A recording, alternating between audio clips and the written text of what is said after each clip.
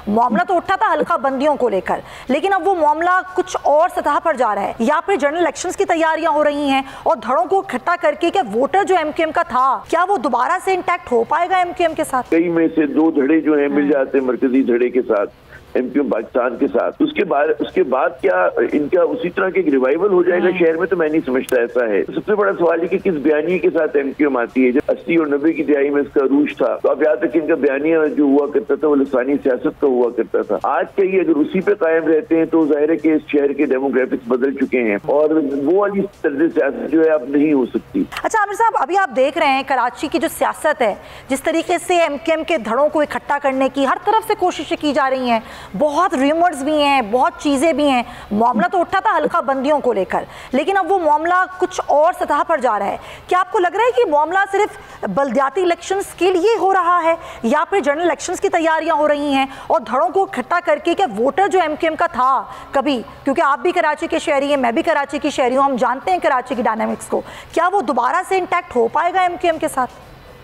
देखिए, पहली बात तो ये कि जब भी कोई तंजीम टूटती है तो जरा सी मनफी बात होती है, और तंजीमें जब दोबारा जुड़ती हैं तो वो कोई बुरी बात नहीं होती, मस्बत बात होती है। ठीक है ना, टूट फूट तकसीम जो है एक नागवार बात होती है। लेकिन आपने जो बात की कि क्या अगर एमक्यूएम के कई में से 2 धड़े जो है मिल जाते हैं मरकजी धड़े के साथ, एमक्यूएम पाकिस्तान के साथ, तो उसके बाद क्या इनका उसी तरह के रिवाइवल हो जाएगा शहर में? तो मैं नहीं समझता ऐसा है। अच्छा। क्योंकि मिल जाना, इत्तेहाद कर लेना पहला कदम है, उसके बाद फिर एक नया इनकी जद्दोजहद शुरू होगी कि उसके अंदर सबसे बड़ा सवाल है कि किस बयानिए के साथ एमक्यूएम आती है। जब इसका 80 और 90 की दिहाई में इसका अरूज था, तो अब यहाँ तक इनका बयानिया जो हुआ करता था वो लसानी सियासत का हुआ करता था। आज के ये अगर उसी पे कायम रहते हैं तो जाहिर है कि इस शहर के डेमोग्राफिक्स बदल चुके हैं और वो वाली तर्ज सियासत जो है अब नहीं हो सकती। तो इनको 21वीं सदी के हम आहंग एक बयानिया भी बनाना होगा, तंजीम साजी भी करनी होगी। तो वो इनका असल चैलेंज है। वो जाहिर है उसके बारे में भी हम कुछ नहीं कह सकते। इनके अगर मैंने बैकग्राउंड जो मीटिंग्स की हैं, बातचीत की, उसमें वो कहते तो हैं कि हम तब्दील होंगे और हम कराची के मिडिल क्लास को लेकर आएंगे, नौजवान क़यादत को लेकर आएंगे।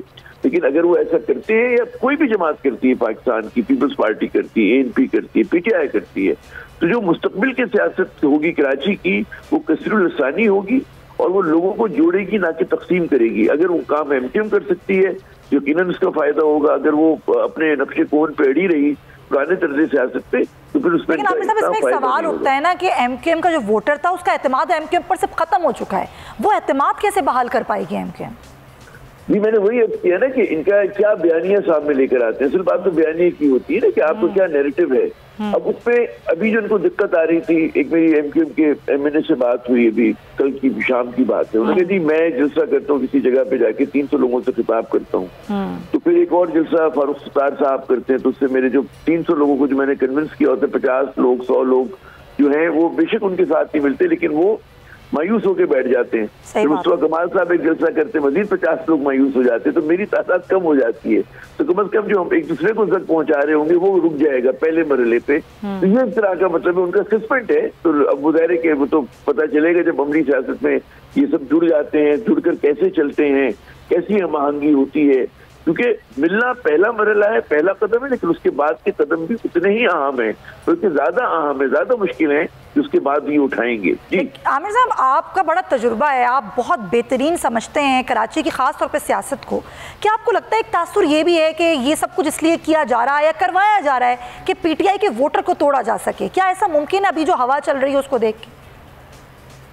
देखिए, जो एक कॉन्स्पिरेसी थ्योरीज हैं वो बिल्कुल आपने भी सुनी है, मैंने भी सुनी है, जमात इस्लामी भी इल्जाम लगा रही है, PTI भी इल्जाम लगा रही है ना।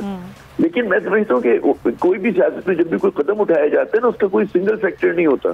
There are always multiple factors. कई अवामिल एक सियासी अमल को आगे बढ़ाते हैं। तो हो सकता है कि कहीं पर ख्वाहिशों के लोग इकट्ठे हो जाए ताकि PTI को काउंटर किया जाए, लेकिन असल जो दबाव है एमक्यूएम का वो उनके अपने कारकुनों का है कि बहुत सारे कारकुन या उनके जो वोटर्स हुआ करते थे सिंपैथाइजर, वो पहला बात ये भी लोग जाते हैं कैंपेन करने, मुस्तफा कमाल जाएं, फारूक सत्तार जाएं या मतलब MQP के लोग जाएं, कहते हैं जी आप लोग मुत्तहिद हो। तो ये उनकी पहली फरमाइश होती है। फिर इन पे एक और प्रेशर आया, इन्होंने देखा कि जो अभी आपको याद होगा लाइन एरिया के वो हुए थे, बाई इलेक्शन हुए थे, शाह फैसल के हुए थे, तो बड़ी मुश्किल से इन्होंने मतलब है जो इनको कहते हैं ना कि शिकस्त हुई, वो भी इनको कंपेल किया, इनको मजबूर किया कि लोग एक साथ हो जाएं। और वो रिजल्ट, क्योंकि इन्हें पता है कि हमने इकट्ठे लड़के देख लिया, सॉरी हमने अलग अलग लड़के देख लिया, हमारा कोई इम्पैक्ट नहीं हो रहा। तो अब ये इनकी मजबूरी का भी सौदा है। तो हो सकता है कि बाहर भी कोई लोग चाहते हो कि जी इकट्ठे हो जाए। अगर आपको ये वीडियो पसंद आई है तो सब्सक्राइब करें और बेल आइकन पर क्लिक करें। 2022 बहुत सारे तोहफे भी देके गया पाकिस्तान की आवाम को। पाकिस्तान की आवाम को एक तोहफा ये दिया कि आवाम को पता चल गया कि पाकिस्तान का मीडिया क्या है। हक और सच का सफर साल 2022 में बोल रहा नंबर 1। हमने बहुत सारे शोज और ट्रांसमिशंस की, पूरा साल मुसलसल जदोजहद में निकल गया कि ये वोट ऑफ कॉन्फिडेंस के पीछे कौन लोग थे। तोड़े रेटिंग के सभी रिकॉर्ड, एंकर्स ने भी आवाम में सबसे ज्यादा मकबूलियत पाई और सोशल मीडिया पर भी बोल रहा सब पर भारी। सब्सक्राइब करें और बेल दबाएं ताकि कोई खबर रह न जाए।